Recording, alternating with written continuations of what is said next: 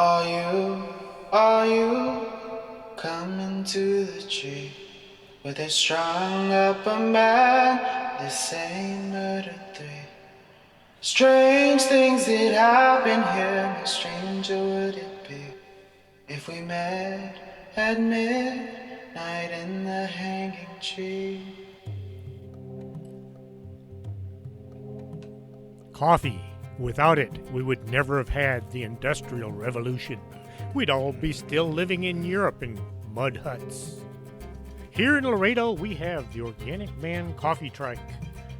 4501 McPherson, the best coffee on the planet. If you can't get to Laredo, you can order from the Organic Man Coffee Trike.shop.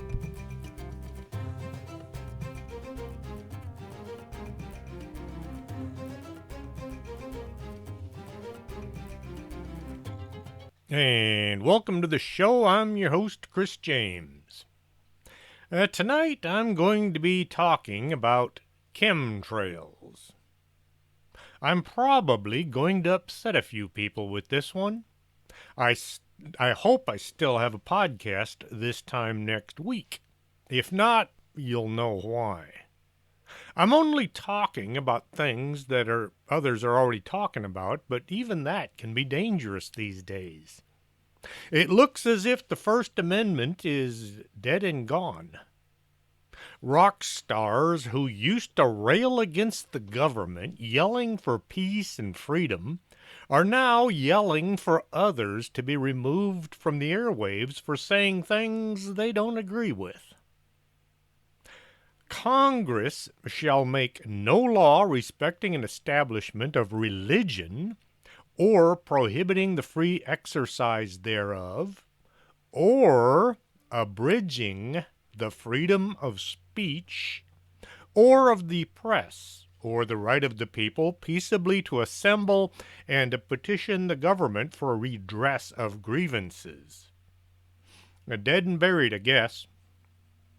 What really blows my mind is if I don't like what someone is saying, I simply don't listen. I am willing to allow others to say what they wish. And nowadays, people demand others only talk about things that go along with their preconceived ideas about everything. There are 6 companies that own just about every news network on the planet. This means there are 6 entities that decide what you are going to hear in the way of news. They're controlling most people's minds. I've said this before. Instead of calling them conspiracy theories, they should call them spoiler alerts. When JFK was murdered in Dallas, 1963, the CIA invented the term conspiracy theories to help further their story that Lee Harvey Oswald was the lone gunman. All 7 of the shots recorded at Dealey Plaza were fired from that piece of junk Italian rifle. Kind of hard to believe that folks actually are willing to listen to that. Just about any time I hear somebody refer to a conspiracy theory, I give it more weight since somebody doesn't want me looking into it. The more high and mighty experts that weigh in on the subject, the more I wonder, what is it they don't want us to know? Back during World War II, B-17 and 24 bombers flew up around 35,000 feet. It's cold up there. It can be as low as minus 70 degrees. The bombers had 4 huge engines. Any time you use an internal combustion engine, you produce heat. A cold air passing through a hot engine produces condensation, water vapor. Having hundreds of bombers flying in massed formations would paint the sky with lines pointing right to the aircraft, giving the Germans an easy target. As the water vapor cooled, the contrails from condensation trails would vanish. It didn't take long. I looked up contrails on the internet. Sites tried to convince me a contrail can last days. Right. Hot water vapor exposed to super cold air can last for days. If I do mean if water vapor could last any length of time, it would not hold together in the form of a long streak across the sky.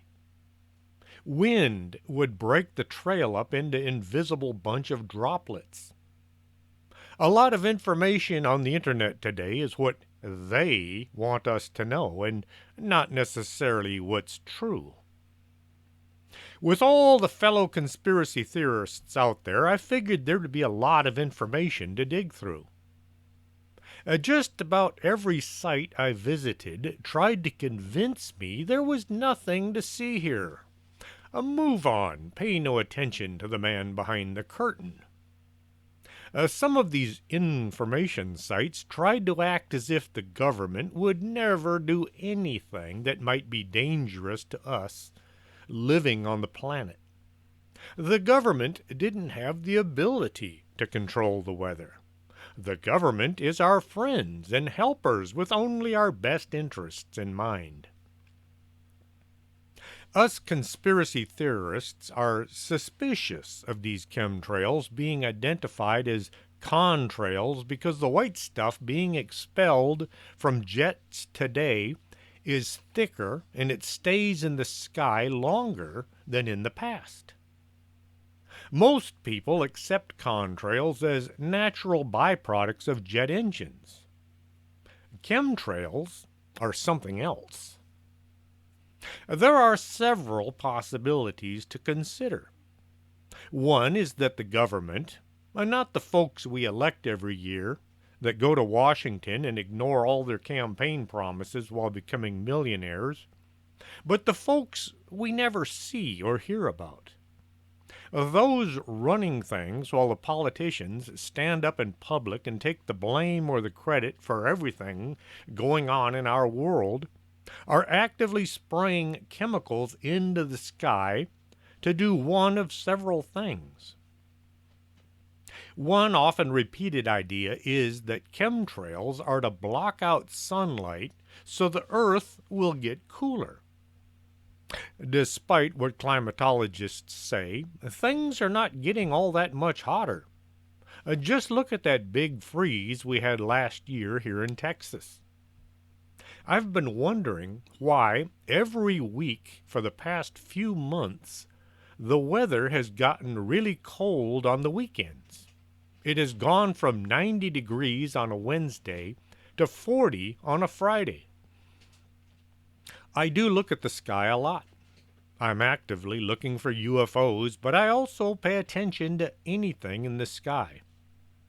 I've seen planes running in all directions over the course of the morning. The trails stay in the sky for most of the day, slowly spreading out, yet not getting any thinner. By afternoon, the sky is gray and overcast looking, and then the weather gets cold. There are either government planes with chemicals inside their cargo bays, hooked to nozzles that are pumped out to the sky above. These chemicals are having bad effects on some folks.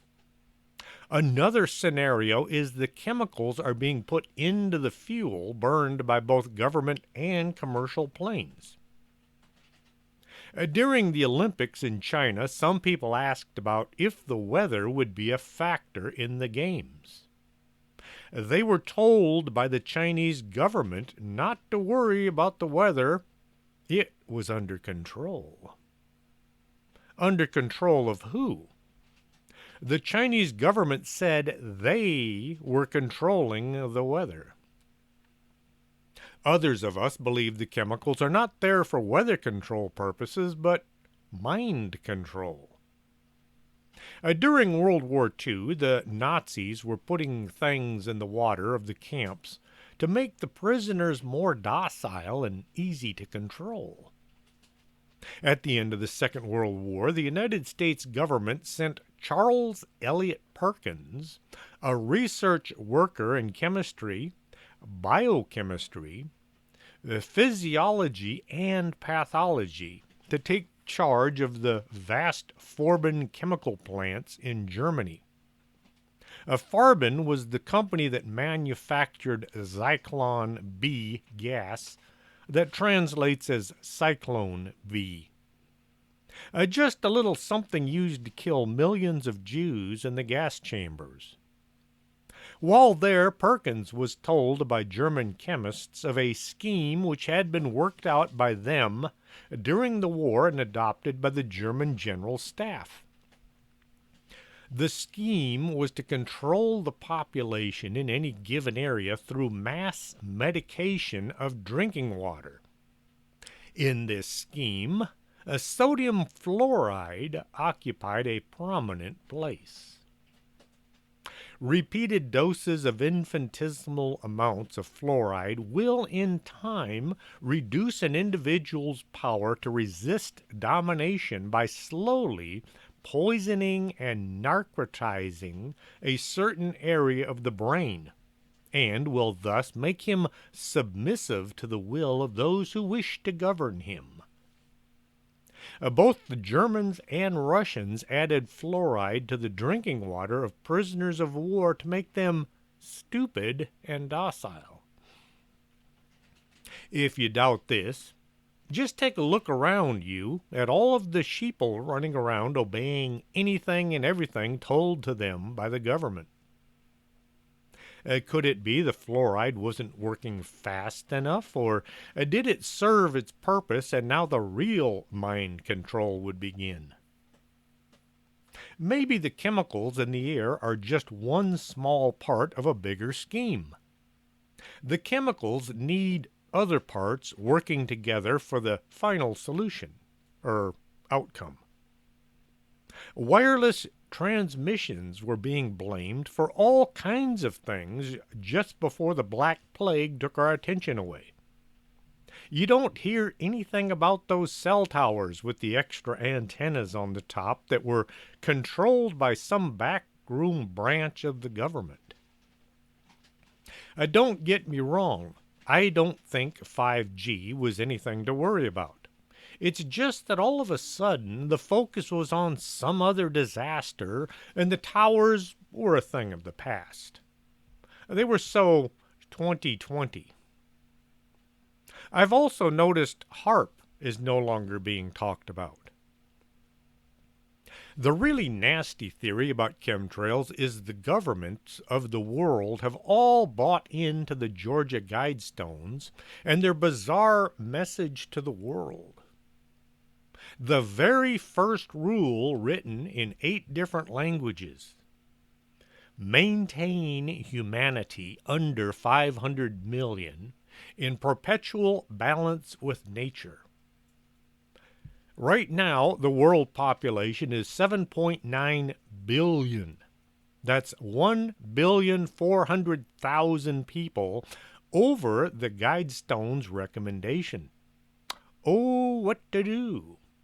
I know. Get all those unneeded and unwanted people to leave. Go somewhere else. I guess that wouldn't work. It only leaves one solution. The excess need to be thinned out, removed, and made to go away. We don't really know who built the Guidestones.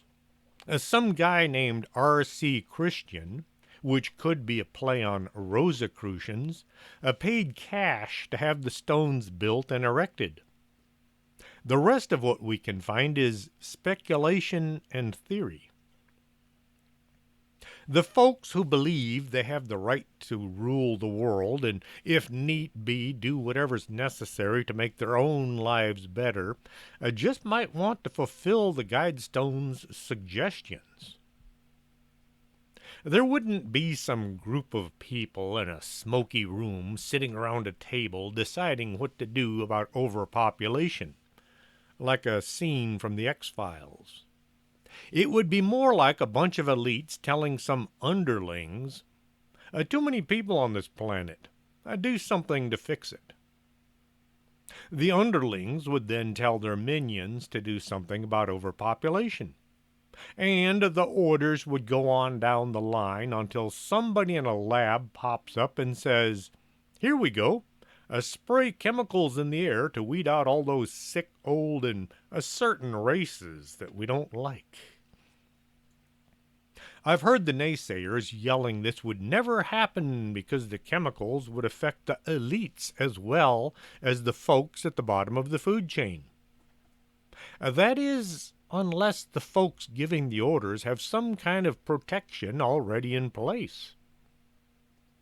If you're going to make some biological or chemical weapon, you would also want to have the antidote. They don't tell people to go kill others. They tell them to fix this problem. It's just one of those things where the fixers just happen to be killers. It's a bit unsettling to see some of the people out there who are so caught up in their loyalties to those in power, they would do anything to elevate their idols.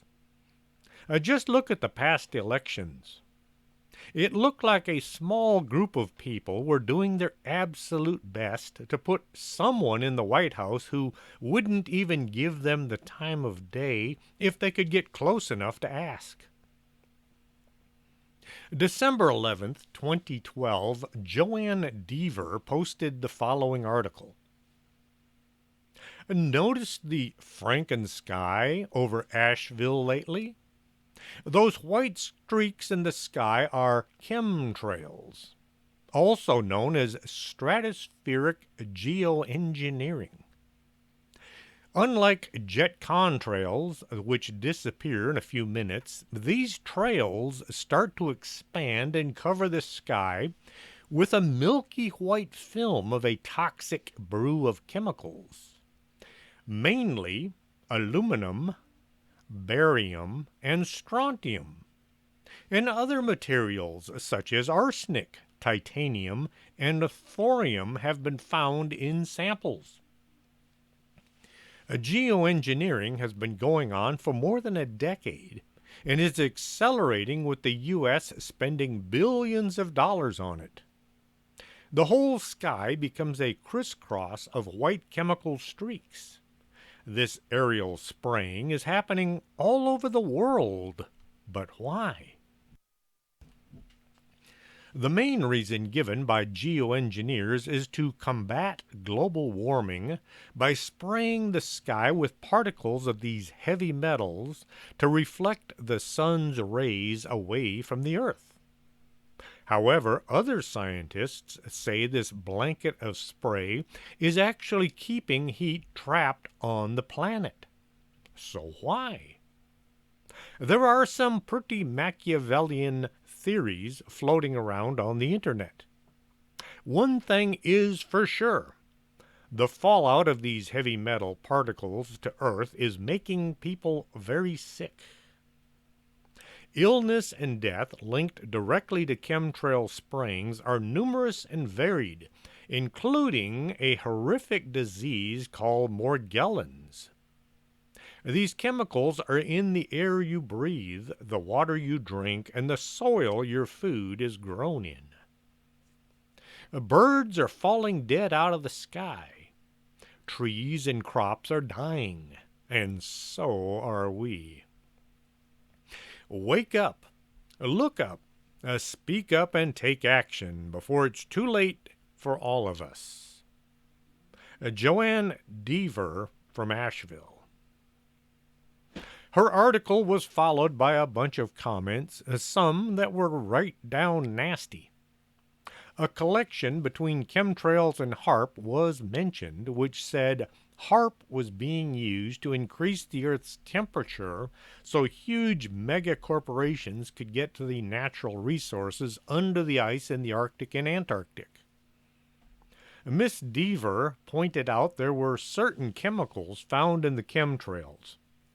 Aluminum, barium, strontium, arsenic, titanium, and thorium.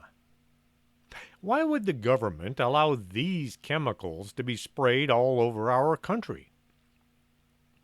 There is prolonged retention of a fraction of aluminum that enters the brain, suggesting the potential for accumulation with repeated exposure. Aluminum is a neurotoxin in animals and humans. It has been implicated in the etiology of sporadic Alzheimer's disease and other neurodegenerative disorders. Barium compounds that dissolve well in water may cause harmful health effects in people. Ingesting high levels of soluble barium compounds over the short term has resulted in difficulty breathing, increased blood pressure, changes in heart rhythms, stomach irritation, brain swelling, muscle weakness, and damage to the liver, kidneys, heart, and spleen. Strontium has been found to be a great risk for pregnant women and breastfeeding. It is passed on to the children as well. Arsenic toxicity is a worldwide health concern as several million people are exposed to this toxin through drinking water, and exposure affects almost every organ system in the body, including the brain. Recent studies have shown that even low concentrations of arsenic impair neurological functions, particularly in children. Titanium dioxide nanoparticles have diverse applications in many fields and are used in cosmetics, sterilization, paint, toothpaste, food products, air cleaning, sunscreen, and wastewater treatment plants due to their unique properties. The wide use of titanium dioxide nanoparticles raises concern to the upcoming challenges of human health. Thorium is a naturally occurring radioactive metal that is found in solid rock and water. It is formed by the radioactive decay of uranium. Materials such as monazite, thorite, thoronite are rich in thorium and may be mined for the metal. Why would anybody allow these chemicals to be sprayed into the air that we breathe and allow to fall on the ground where everything we eat is found? There is such a thing as acceptable risk.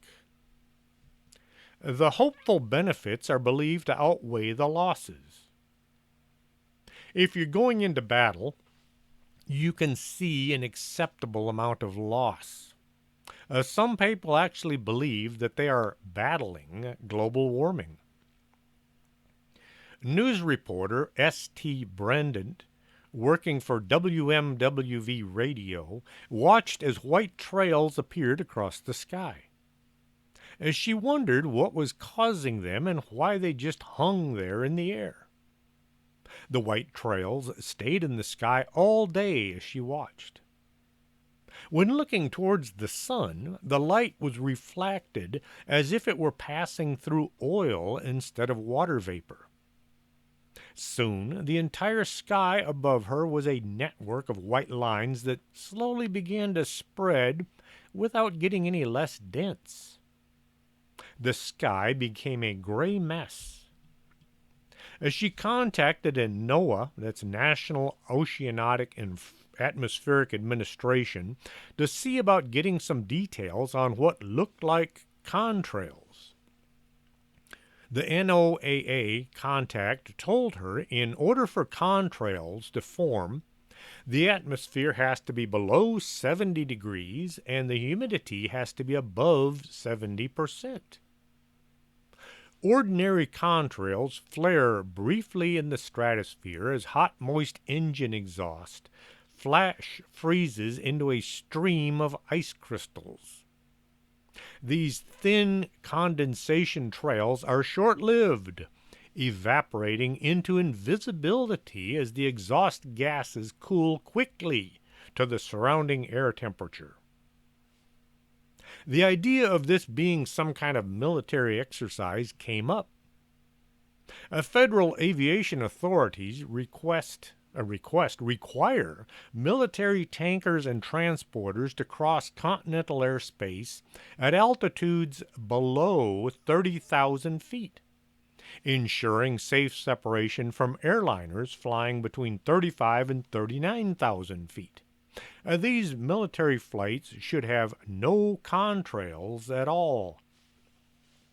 Since these lines were not contrails left from conventional aircraft, the reporter began to think there were chemicals being sprayed by unknown aircraft.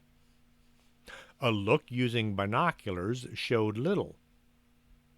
Other witnesses came forward reporting seeing unmarked aircraft, planes that looked like military aircraft without any markings had been seen crossing the skies at lower altitudes.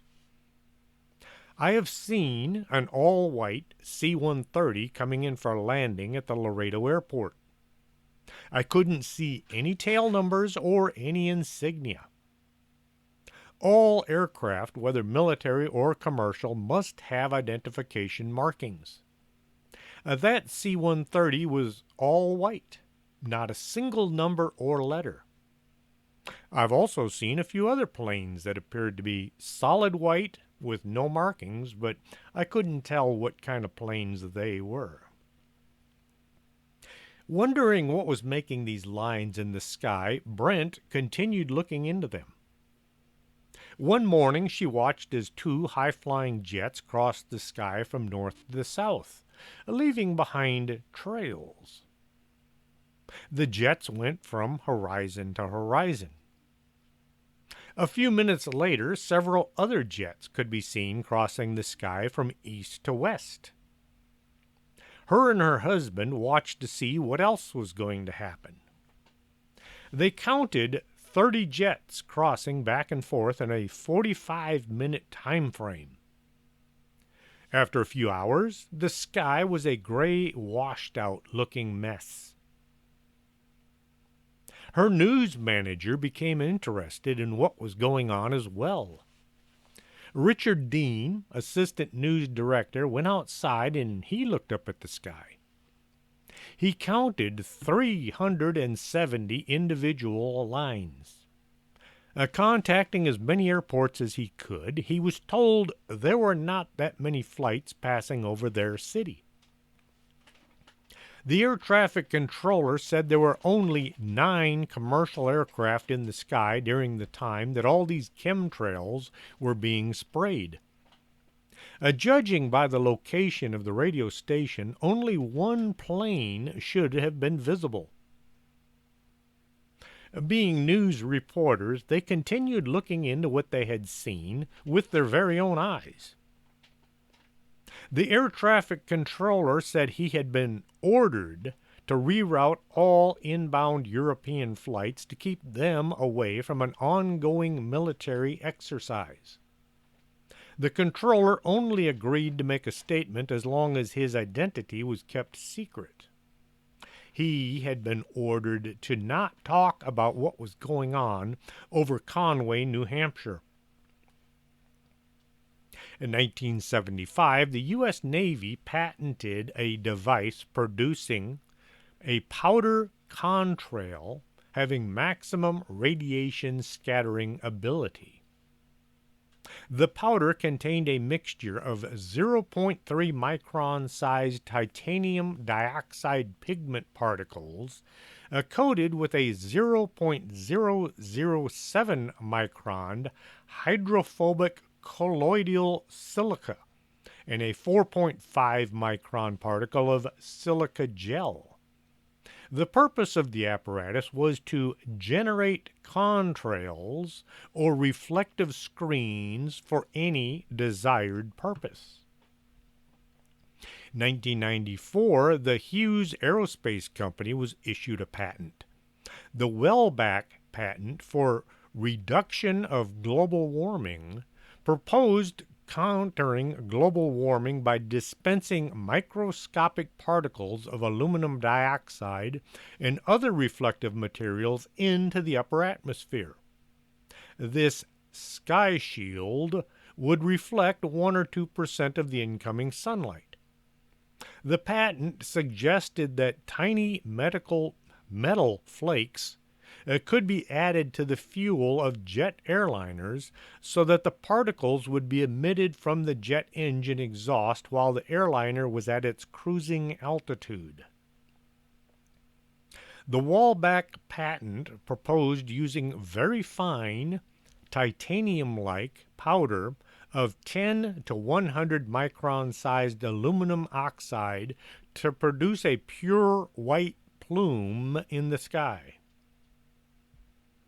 Computer simulation by Ken Caldera at California's Lawrence Livermore National Laboratory calculated that employing Walbach's chemical sunscreen technology could stop warming over 85% of the planet, despite an anticipated doubling of atmospheric carbon within the next 50 years.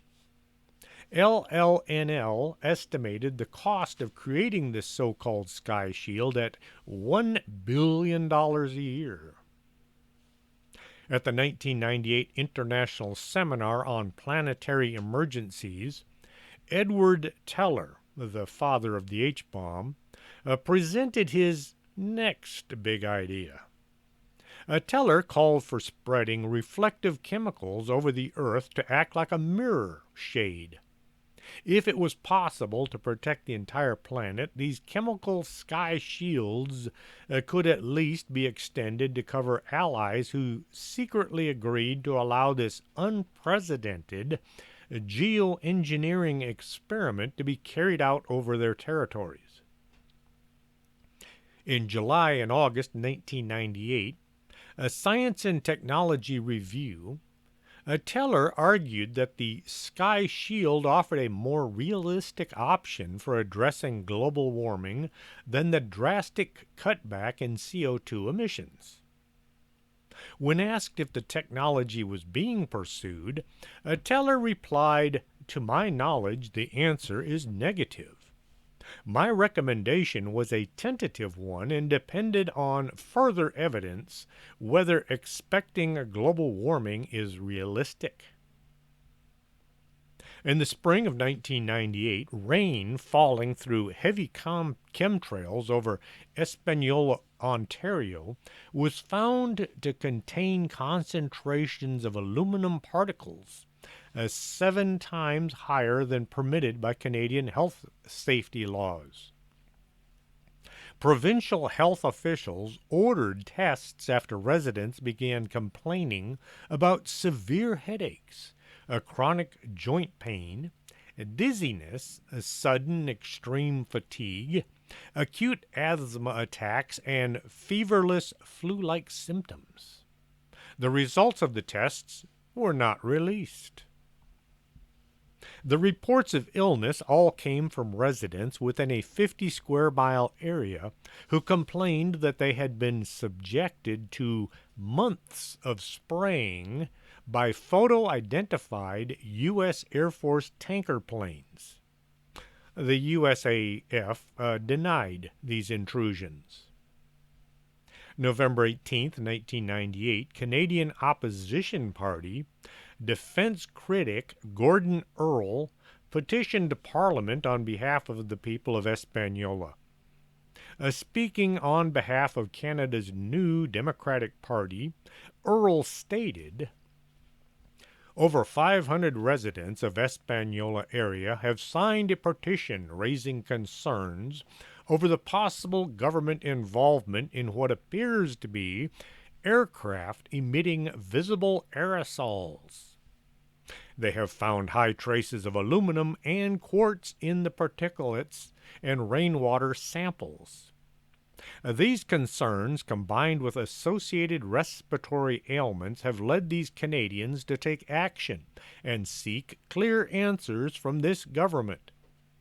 The petition calls upon Parliament to repeal any law that would permit the dispersal of military chaff or any cloud-seeding substance whatsoever by domestic or foreign military aircraft without the informed consent of the citizens of Canada thus affected. In May 2000, draft reports submitted to the International Panel on Climate Change, the IPCC, an expert panel chosen from among 3,000 atmospheric scientists concluded that Teller's scheme might work, but the IPCC warned against unpredictable upsets of the atmosphere.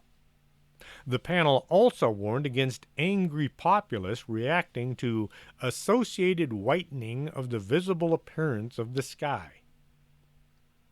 One of the members was so concerned that he went public. Deflecting sunlight would further cool the stratosphere, he warned, and this could intensify icy clouds of ozone-gobbling CFCs that could destroy the ozone layer, the Earth's already damaged solar radiation shield. December 8, 2000, Terry Stewart, the manager for planning and environment at the Victoria International Airport, responded to a caller's complaint about the strange pattern of circles and grids being woven over British Columbia's capital. Stewart left a message on an answering machine. The message that later was heard by more than 15 million radio listeners. Stewart said, "It is a military exercise. A U.S. and Canadian Air Force exercise is going on. They won't give me any specifications on it." A Canadian force base, the CFB, Comox, in Vancouver Island, is Canada's biggest radar installation. A CFB Comox is easily capable of tracking the U.S. formations coming up from the south. When asked for a response to Stewart's statement, the base information officer for CFB Comox replied that no military operation is taking place. Stewart told the Vancouver Courier that his information had come directly from Comox. December 14, 2000, the New England Journal of Medicine reported that inhaling particulates matter of the size 10 microns or smaller leads to a 5% increase in death rate within 24 hours. Teller's sunscreen had called for spraying 10 million tons of talcum powder fine reflective particulates of 10 to 100 micron size.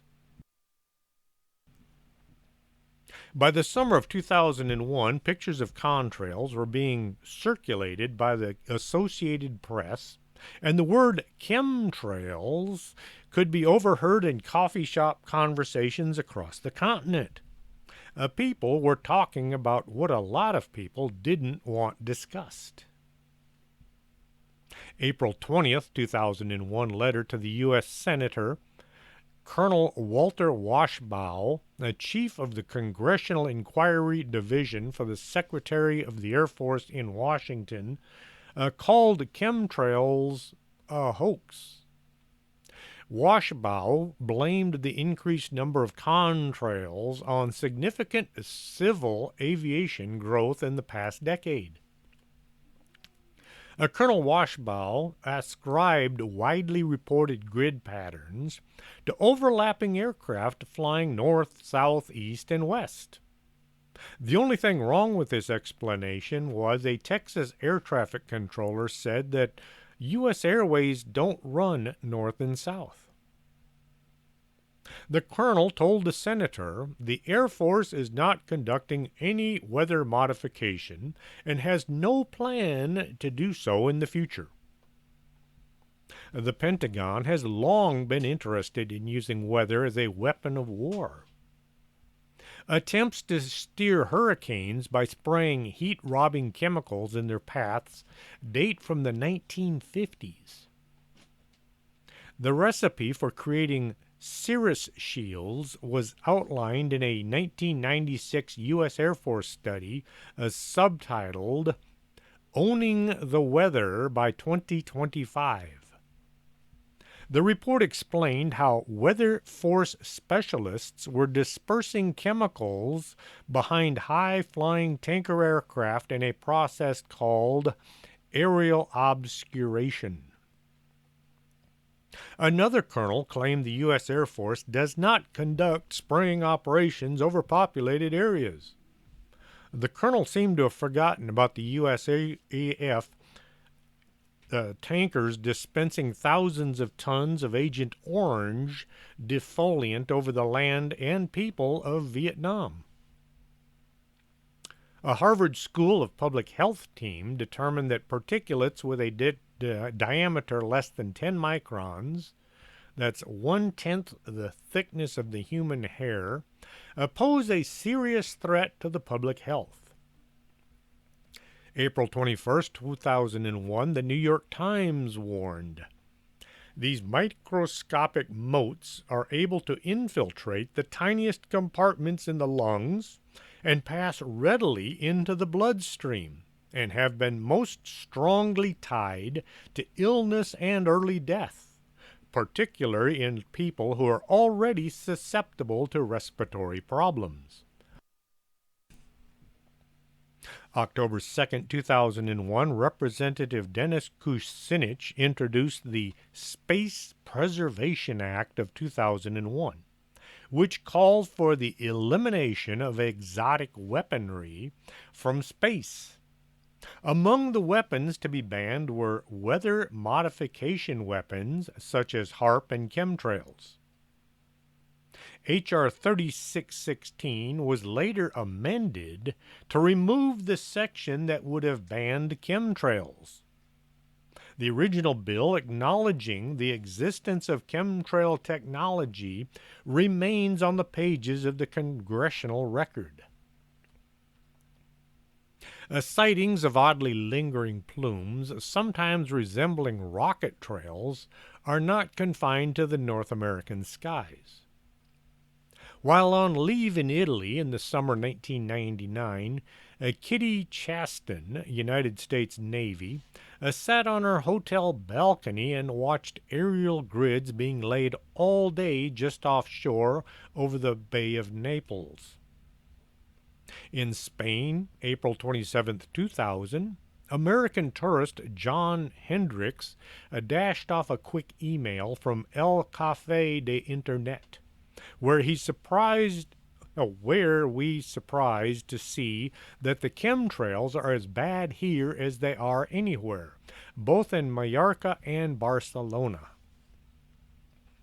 A Swedish resident wrote after spotting 8 to 10 parallel contrails. I know the commercial routes, and we have a bunch of them, but not where these trails were. Chemtrail activity has been reported in at least 14 allied nations, including Australia, Belgium, Britain, Canada, France, Germany, Holland, Ireland, Italy, New Zealand, Scotland, Sweden, and the United States. According to the National Center for Atmospheric Research in Boulder, Colorado, the only way to form artificial clouds in warm, dry air is to introduce enough particulates into the atmosphere to attract and accrete all available moisture into visible vapor. If repeated often enough, the resulting rainless haze can lead to a drought.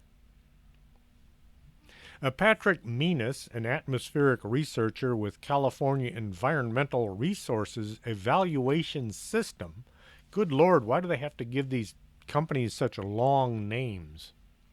An ardent chemtrail critic of NASA's Langley Research Center reported that cirrus cloud cover over the U.S. is up 5% overall because particulates in engine exhaust are acting as cloud-forming nuclei.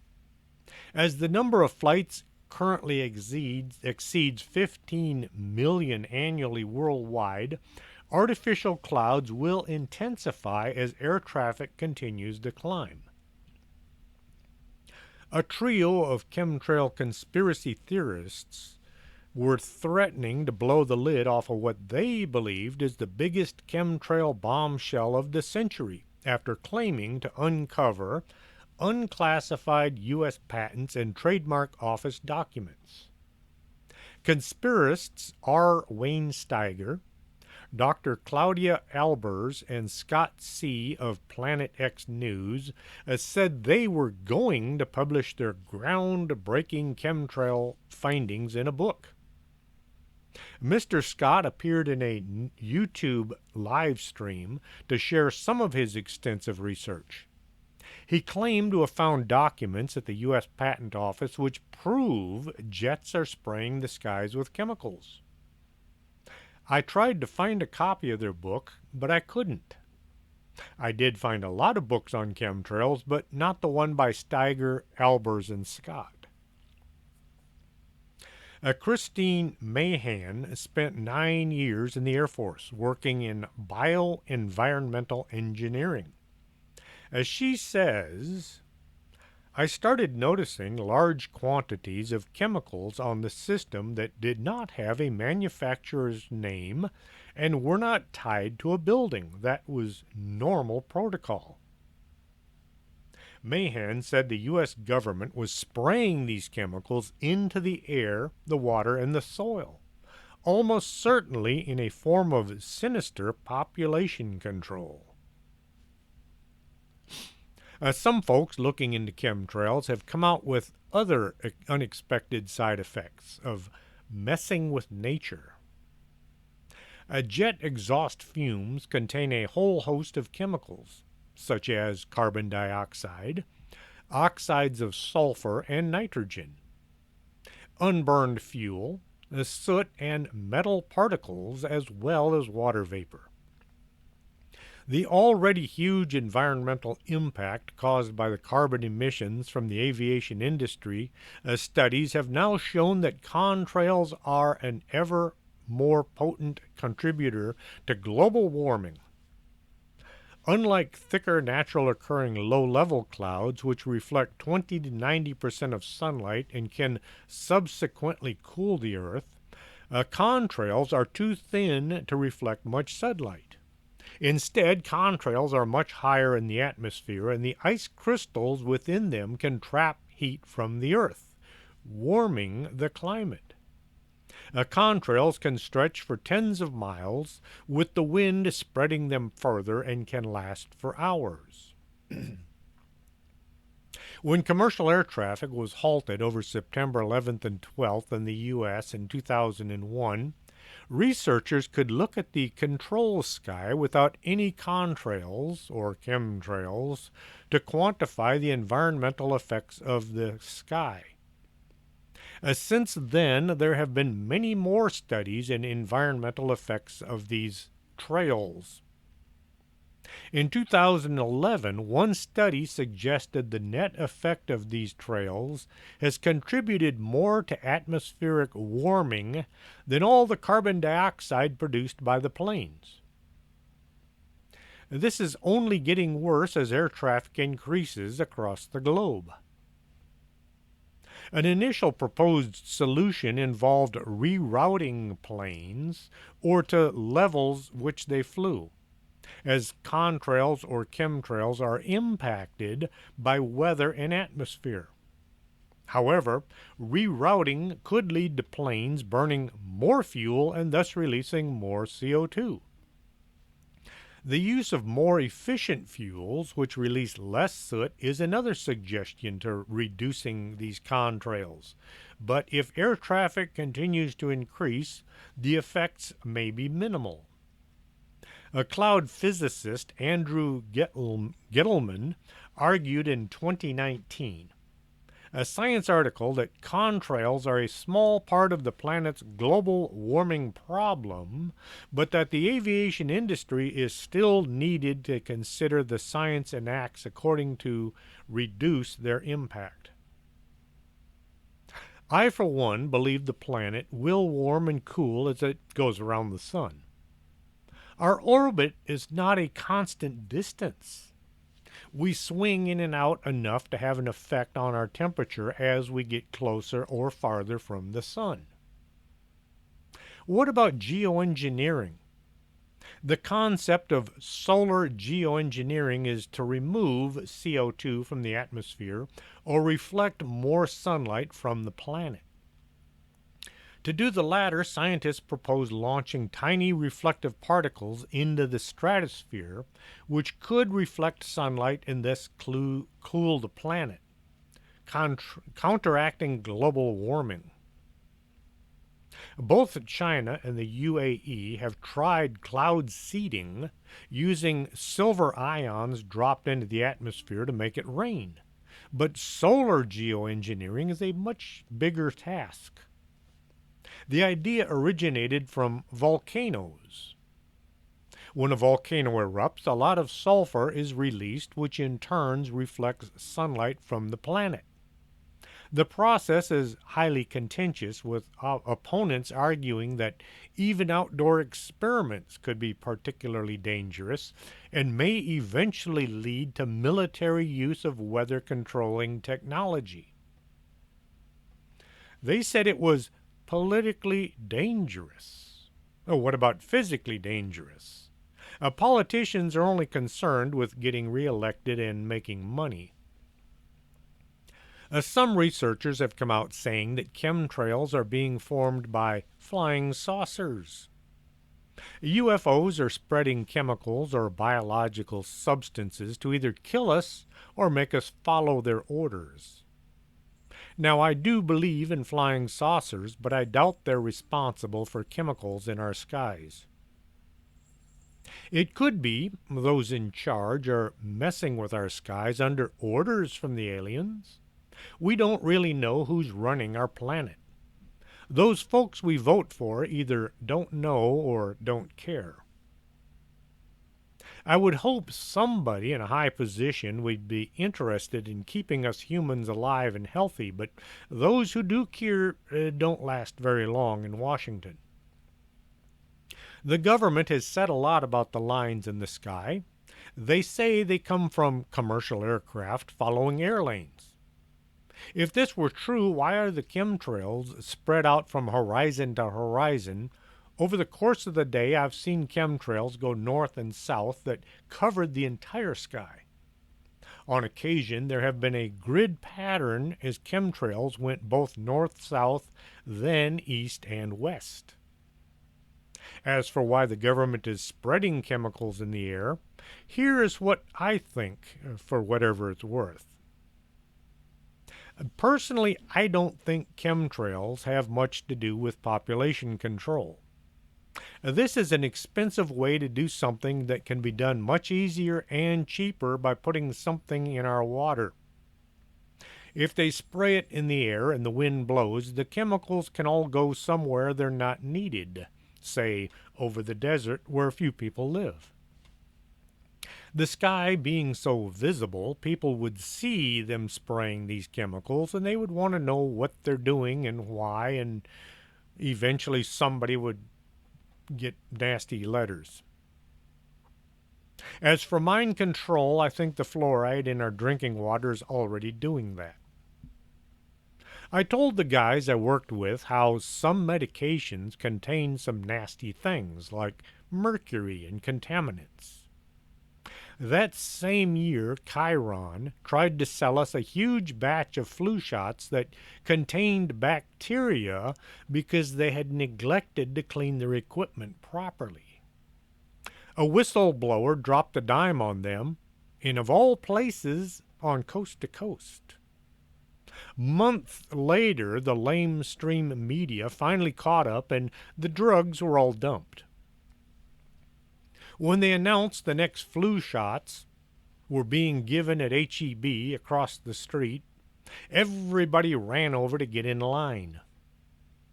I asked them what they were doing, and they said, you know, have to get the shot, stay healthy, don't want to get sick.